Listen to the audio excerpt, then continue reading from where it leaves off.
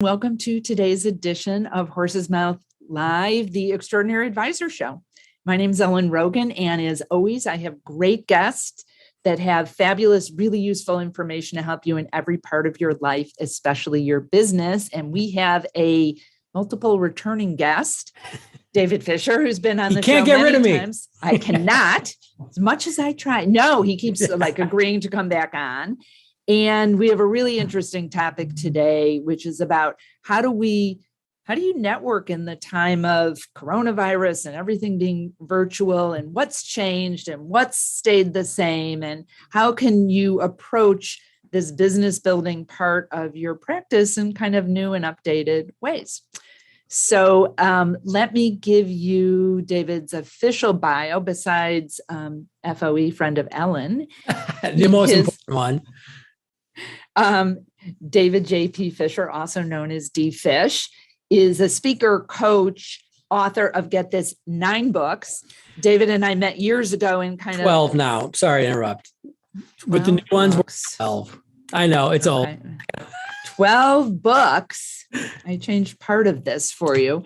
Yeah, so 12 books. And we reconnected a few years back when he came out with, most of them are business books, but he came out with a haiku book. And I'm on David's mailing list, which you should all be. And I'm like, haiku, like, how can I not connect with someone that has a haiku book? Because he's very humble about is that David's actually super brilliant, but doesn't make the mere mortals of us feel stupid about it. So, back to his official bio. He's a speaker, coach, and author of 12 books, including the bestseller, newly released, hyper-connected selling. That's the re-released one, right?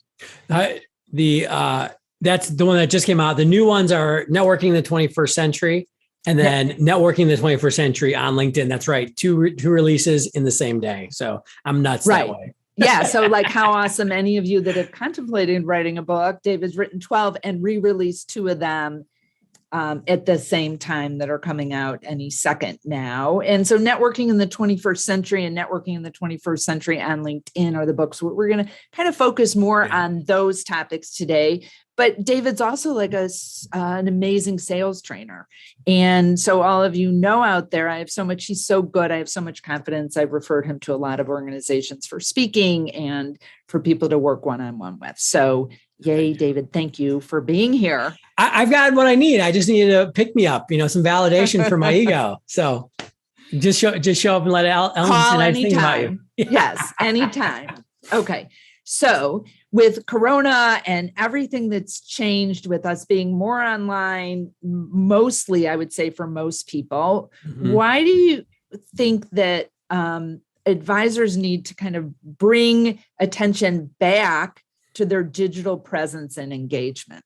Yeah, so that's a really good question. And one of the things that was the prompt for these updated books was, let's go back to March 2020, and we're freaking out, and all of a sudden all of the in-person just stops. And, I remember people going, oh, this will be for a week or 2 weeks. And obviously over 18 months later, we're still wrestling, and depending on where you are in the situation you're in, wrestling with this inability sometimes to connect in person or live. And what I think people really had to do is look at some of these digital tools. For example, we're talking about LinkedIn in one of the books. And for years, I've been telling advisors, hey, there's a lot to be gained here. If you put a little strategic effort and attention on it. And it was just like, whatever, I don't really need it. All of a sudden they needed it because they weren't going to go to that networking event. They weren't going to go to lunch with their existing client. They weren't going to talk to that strategic center of influence that they get referrals from. And so it kind of pushed them out of the nest a little bit as far as the digital aspect of relationship building. At the same time, I think the way to use digital, and this was pre-pandemic, but definitely in the world we're in now, is not as a replacement for the idea of relationship building. For me, what it really is how do we use all of the tools that we have available, all of the channels, offline, online, to build better relationships with the people that we want to serve.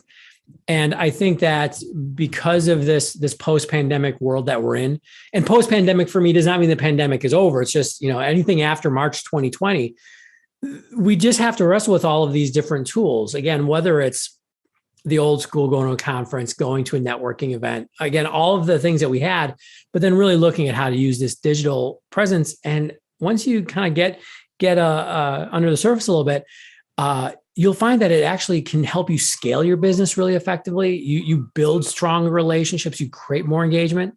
And there's a really exciting opportunity, I think, for advisors there. Do you think that it's going to go back to the way it was? I don't either. I just feel into my resistance of, so I live in the suburbs north of Chicago, as you know, which you do as well. And like the idea of getting in my car at the end of the day, getting stuck in traffic with heels on, looking a certain way to go to a networking event. I was like, yeah, like, why would I want to do that?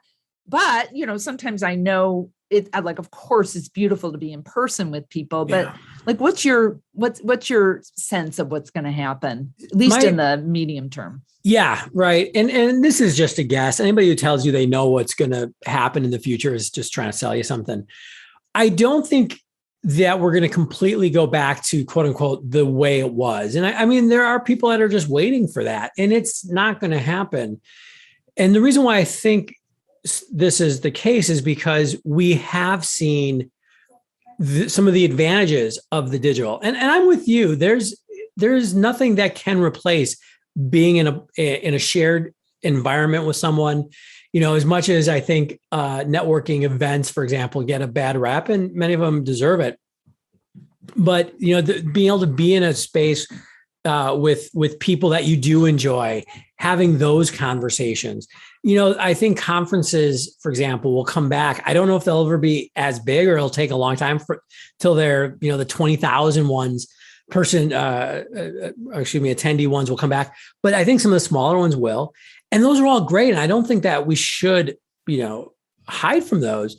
But at the same time, I think of LinkedIn, for example, and being able to share a post and have 1,000 people, 2,000 people. I had something I posted the other day that had over 11,000 views.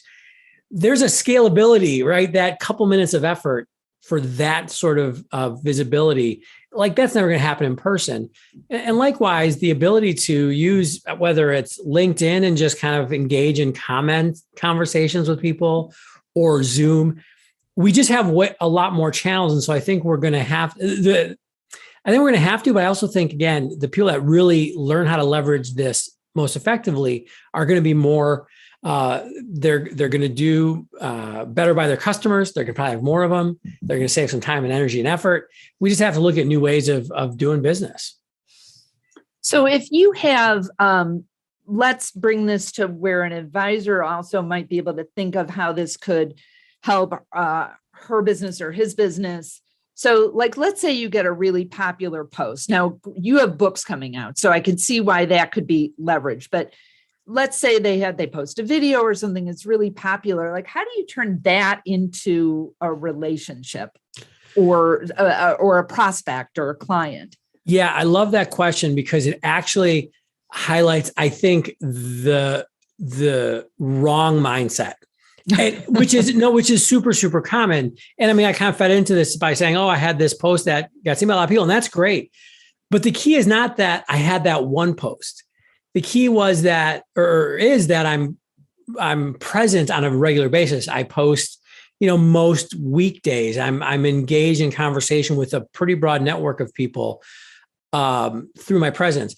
That is actually the big key. A lot of people, advisors and just professionals in general, they go, well, hey, I posted this one time and nothing happened, so it doesn't work, right?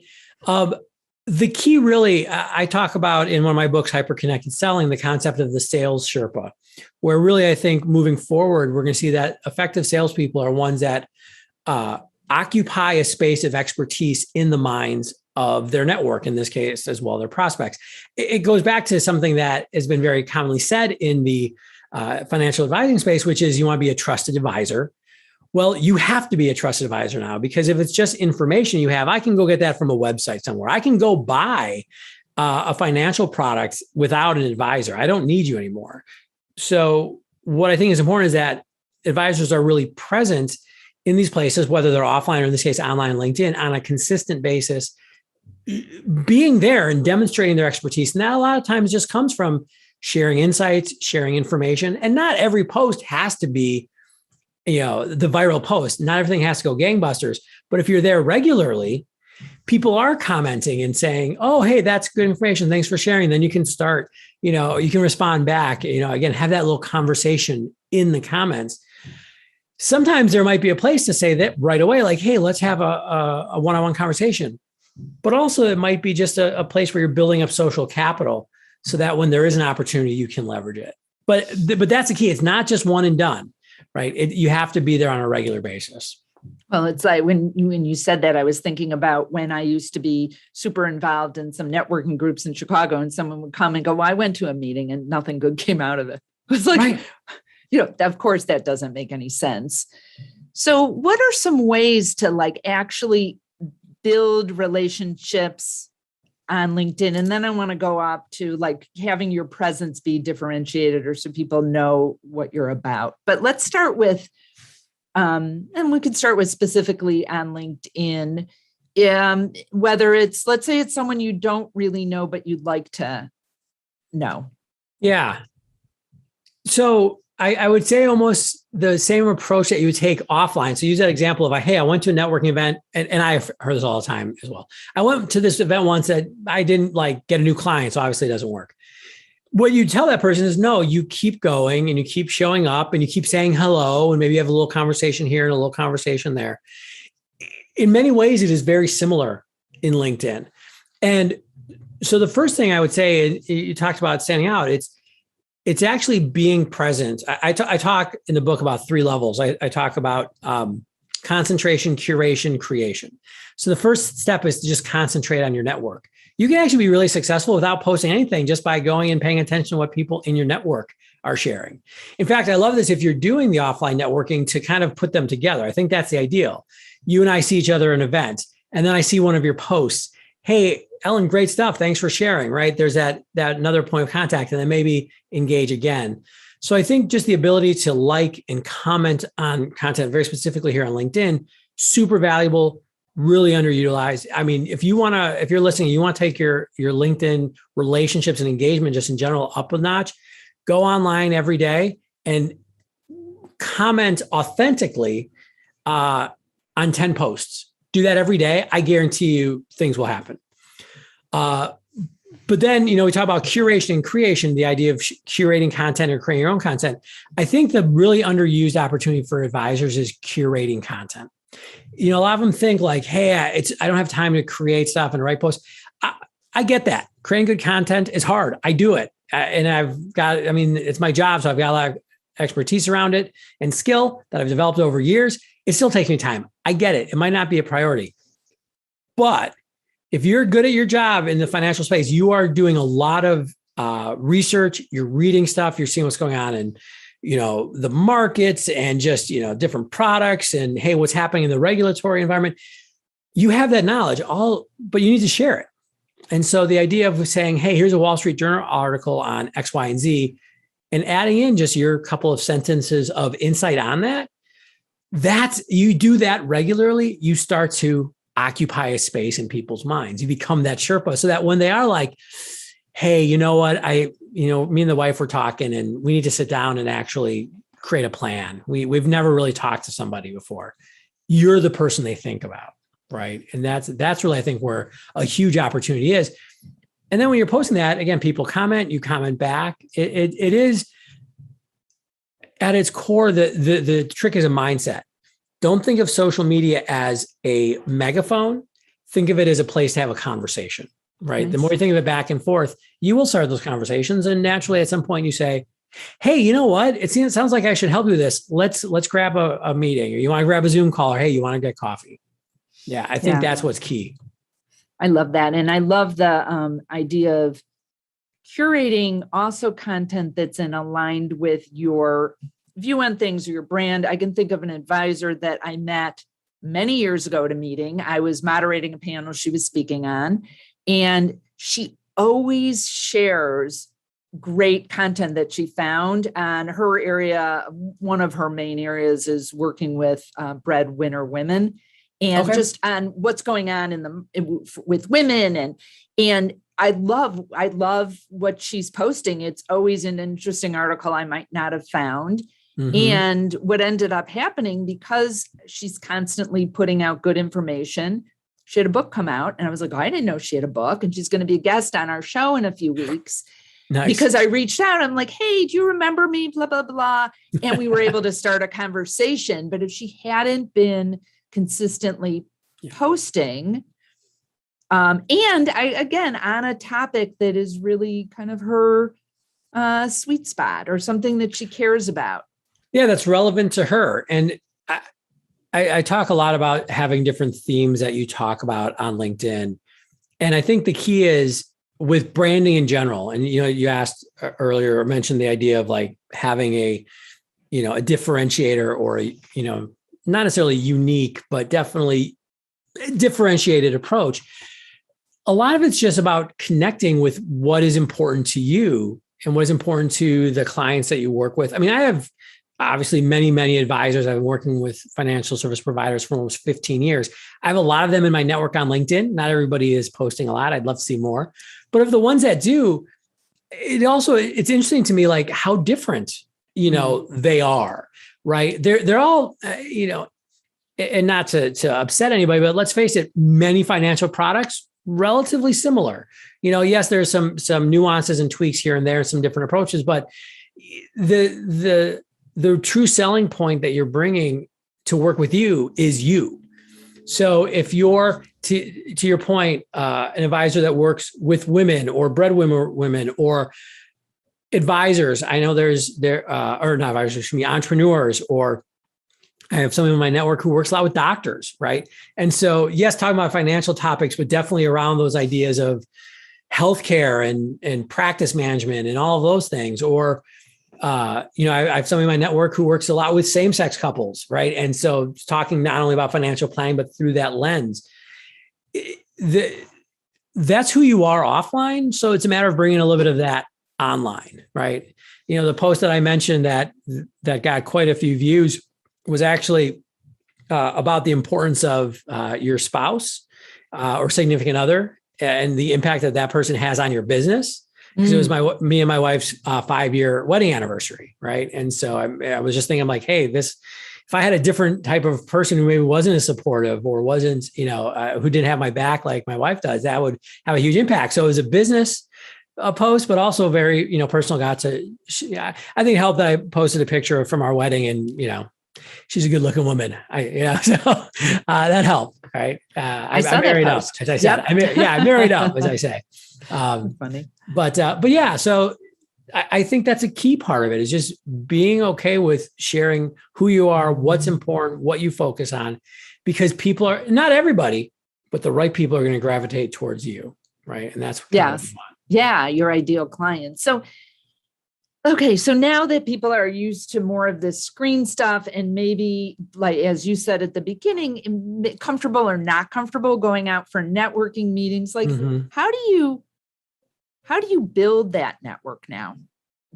Like, how do I start to meet new centers of influence or build those relationships? What's changed and maybe what hasn't changed? Yeah. So what's interesting about that is I do think there is value still, and we'll have more of the in-person and the networking events or the conferences. I do think those are valuable as kind of quick injections of new blood, right? I also don't think that those are networking. I often equate like a networking event to a singles bar. If you're single, you don't go there and try to marry somebody there. You go there because everybody's kind of got the same mindset, is open to possibly going on some dates, finding out if there's some traction.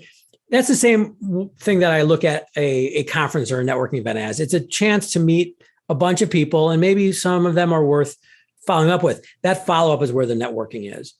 So if you're not in a place where you can do that yet, or you just don't feel it might be a while till you're comfortable with that.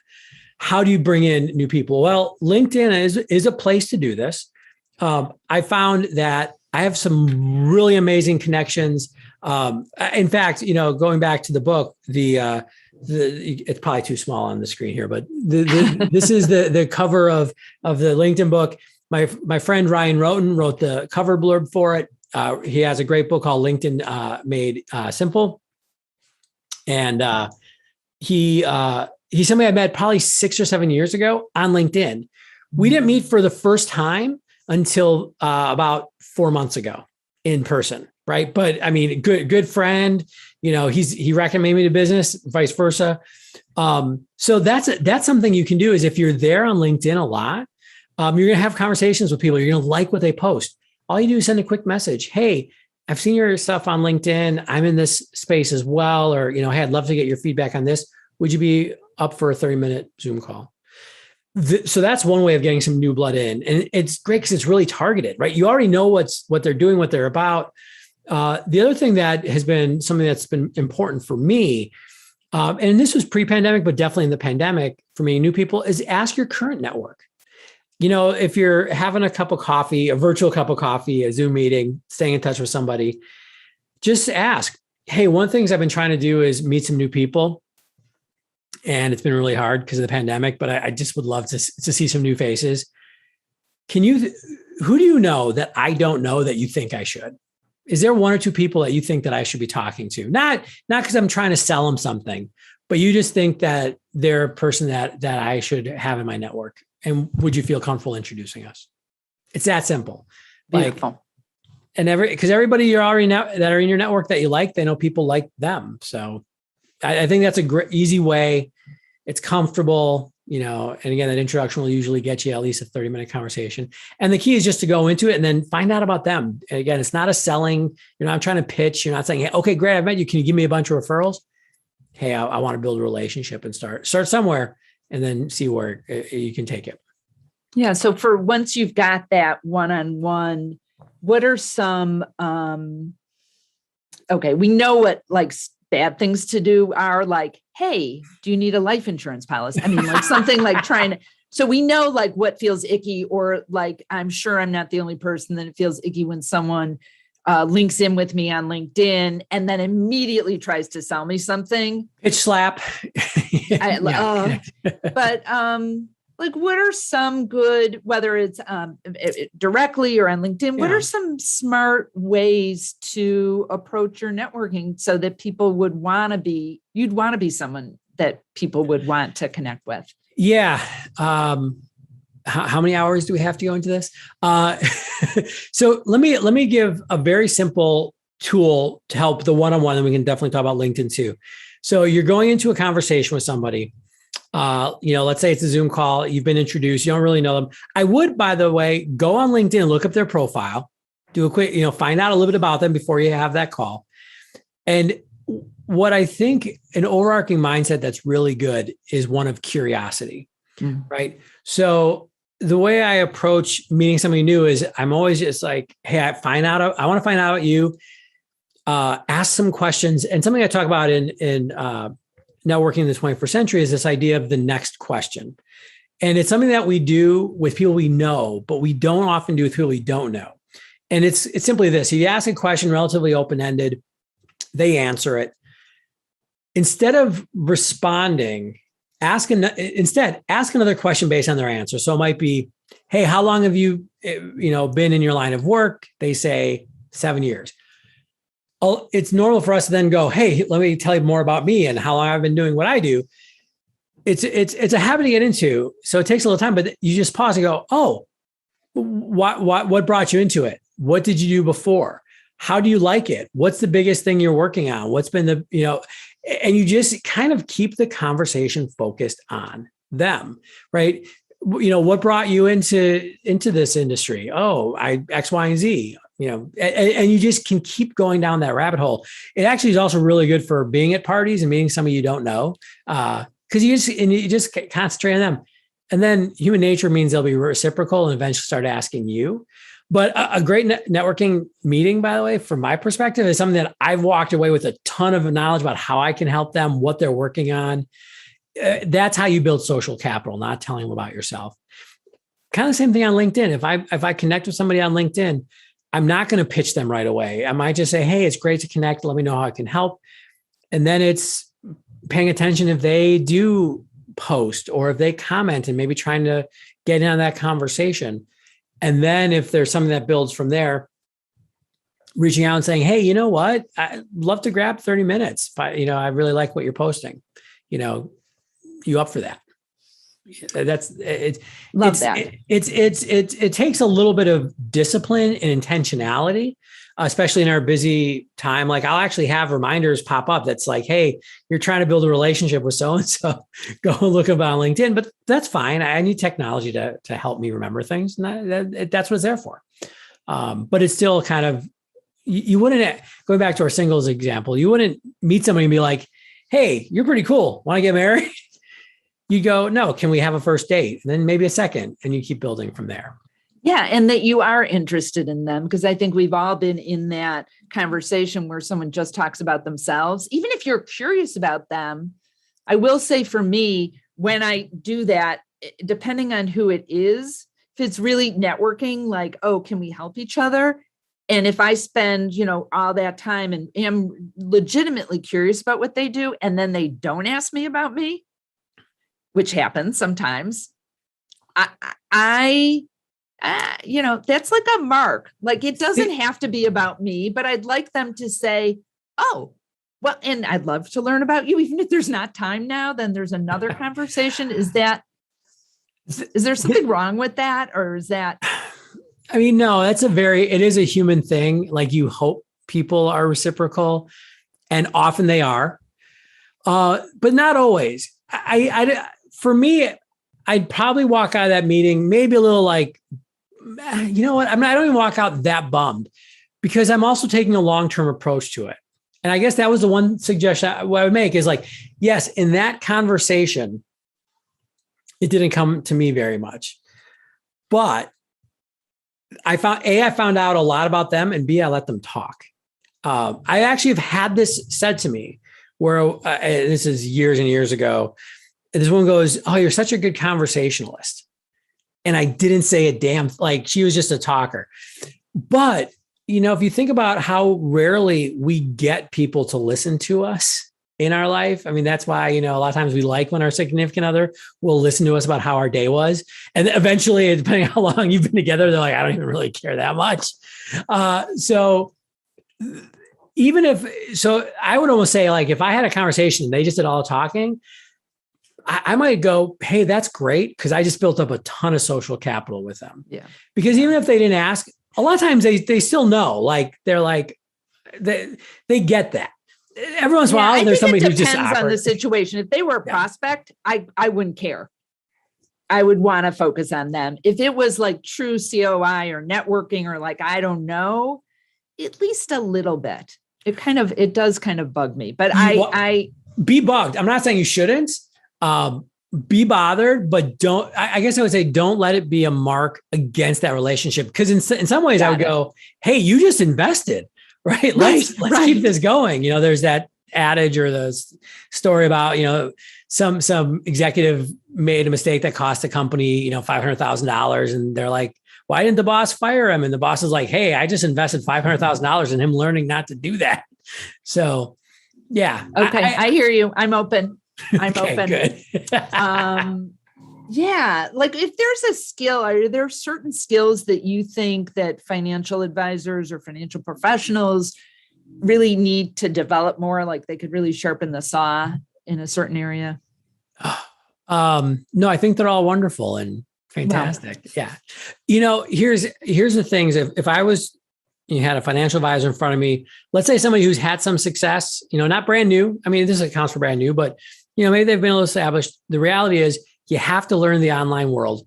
You have to get conversant with these tools. And this is more of a hard skill. And the reason why, the world is not going to be in a place where we don't have these skills. We think about kind of what happens as the great transition happens with the boomers passing away and passing on trillions and trillions of dollars to the next generation. That next generation is on social, is on they want technology. So to not be there is, I mean, your business will fail eventually. But with that, I think, the idea of truly understanding how to understand what makes people tick. And what I mean by that is a lot of professionals and organizations in general have like their really good discovery questions. And, we got our forms you fill out and we're going to, tie it to your goals. All that stuff is great. But the people I've seen that are really successful are the ones that can take all that, get the information, then put it aside. And then we've been talking about relationships. Why are relationships important? Because it's okay, human to human. What is your motivator? What are the fears? What are the hopes? What are the aspirations? What are the challenges? If I can, play that role to understand the human psychology behind the decisions you're going to make, those people are going to be very successful. They have been in the past. And I think a lot of it was done, kind of accidentally, but now we know a lot about behavioral psychology, all these different things. You got to dive into that. And those are the areas I'd probably focus an advisor on right now. I totally agree. And that's going to have a lot more having people feel like you're a trusted advisor than putting it on your website. I'm a trusted advisor. I value integrity. I hope you got to be one, right? But then they'll really get that. You're really building the trust. I love that. Yeah. So much great information. David, tell us about where people can get your books, the new, like hot off it's not really a press anymore. Sometimes they're a press. I mean, there's a press in some random factory somewhere in the United States that's printing out books right when you order them. So something like that. So all of our books are available on Amazon, Kindle, paperback, hardcover. Would love if you want any more help or just want to connect. I'm on LinkedIn, obviously, quite a bit. And just look for me, linkedin.com/in/IamDfish, IAMDFISH. Would love to connect. And also we have a landing page with a bunch of free resources, including how to maximize your LinkedIn profile, a step-by-step template for that, a lot of other great material. And that's at davidjpfisher.com/podcast/advisor radio. Beautiful. And a couple of things, go out and link on LinkedIn with David, because why don't you, he'll show you by example, his profile, how he posts, and he posts really great content. So it's not just like you're following something. So definitely do that. Go get his books for sure. They're so well written and really practical. He knows the advisor market. They're not solely written for advisors, but this is a lot of the work that he's done in financial services. So thank you as always for being with us on the show. Thank you. Absolute pleasure as always. Yeah. And thank you all for watching or listening or however you're consuming this. I am so grateful that you're here. Again, my name is Ellen Rogin, and you can find out more about me and the kinds of work I do with advisors and financial services firms at ellenrogin.com. And if you go to ellenrogin.com/horse's mouth, you can download my special report, What Extraordinary Advisors Know That Others Don't. And the question to ponder today is, how are you going to build your network in the 21st century? Remember to be great and create great every single day.